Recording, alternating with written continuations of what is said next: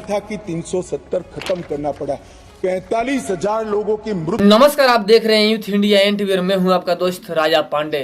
धारा 370 जब से हटा है तब से जो विरोधी हैं, जो राष्ट्र से प्यार नहीं करते हैं, राष्ट्रवादी नहीं हैं, अलगवादी ख्यालात वाले हैं, उनको खल रहा है। और इसीलिए सुप्रीम कोर्ट में धारा 370 के खिलाफ में केस दायर हुआ है और आज सुनवाई होने वाला है, फैसला आने वाला है। 370 धारा क्यों हटाया गया, इस पे अमित शाह ने अपनी सफाई तो दे दी है, लेकिन जो केस किए हुए हैं उनकी सफाई देना है। और यहाँ पे 370 धारा क्यों हटा, इसके खिलाफ में जो लोग यहाँ पे दायर किए हैं अपना मुकदमा, उनकी सुनवाई क्या हुआ, क्या 370 धारा हट जाएगा या कायम रहेगा, फिर से इसे लागू कर दिया जाएगा। आज फैसला होने वाला है, बहुत बड़ा अहम फैसला है। आप लोगों को जानना बेहद जरूरी है।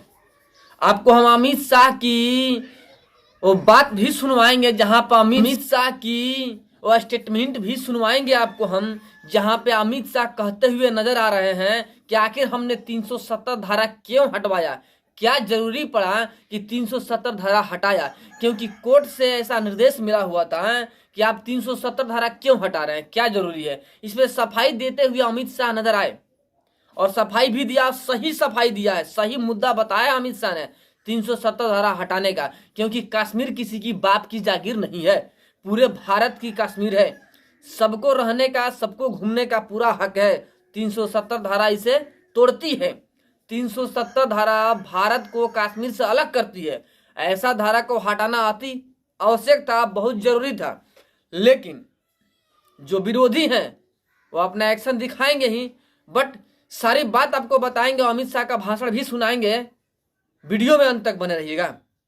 और अभी तक आपने हमारे चैनल को सब्सक्राइब नहीं किया है, प्लीज लाल बटन दबा के चैनल को सब्सक्राइब कर लीजिएगा, लाइक कर दीजिएगा और बेल के आइकन को प्रेस जरूर कीजिएगा, ताकि टाइम टू टाइम न्यूज का अपडेट आप तक पहुंचता रहे। और 370 धारा में क्या फैसला आया है, उसका अहम बात भी आपको जानकारी मिल सके, बेल के आइकन को प्रेस जरूर कीजिएगा।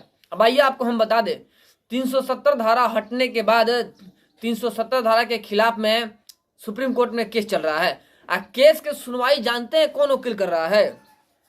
सोचिए, अंदाजा लगाइए।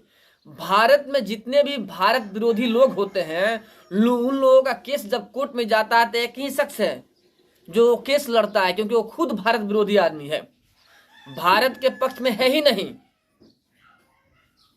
अंदाजा लगाइए, सोचिए कौन हो सकता है जो हमेशा हर एक केस में, अगर भ्रष्ट लोग अगर जा रहे हैं जेल में, कोई भ्रष्ट है, भ्रष्टाचारी है और जेल में जा रहा है और उसके पक्ष में लड़ना हो तो वही वकील होता है। कोई राष्ट्र विरोधी भाषण दिया हो, उसके पक्ष में लड़ना हो तो वही वकील होता है। कोई पत्रकार अगर देश के लिए आवाज उठाया हो, सरकार की कमियां दिखा रहा हो, तो उसके विरोध में लड़ता है, वही वकील है। सोचिए कौन सा वकील है, बहुत बड़ा वकील है, कांग्रेस के पक्षधर वकील है। जानते हैं कौन है? तो सुन लीजिए, कपिल सिब्बल। कपिल सिब्बल का आपने नाम सुना होगा, क्योंकि सुप्रीम कोर्ट के सबसे बड़े वकील है। और वकील ये साहब जो है ना, ये वकील साहब हैं, हमेशा से भारत विरोधी लोगों के पक्ष में होते हैं। जैसे मनीष कश्यप के साथ में जब केस का घटना घटा और सुप्रीम कोर्ट में केस गया मनीष कश्यप का, सभी केसों को कल्ब करने के लिए और बेल देने के लिए, तो यहाँ पर भी मनीष कश्यप के अगेंस्ट में कपिल सिब्बल हायर किए गए थे। और नतीजा यह हुआ कि मनीष कश्यप का केस का सुनवाई ही नहीं हुआ सुप्रीम कोर्ट में, क्योंकि कपिल सिब्बल इन्वॉल्व थे उसमें। और कपिल सिब्बल कांग्रेस के करीबी नेता हैं, राहुल गांधी, सोनिया गांधी के बहुत ही करीबी है।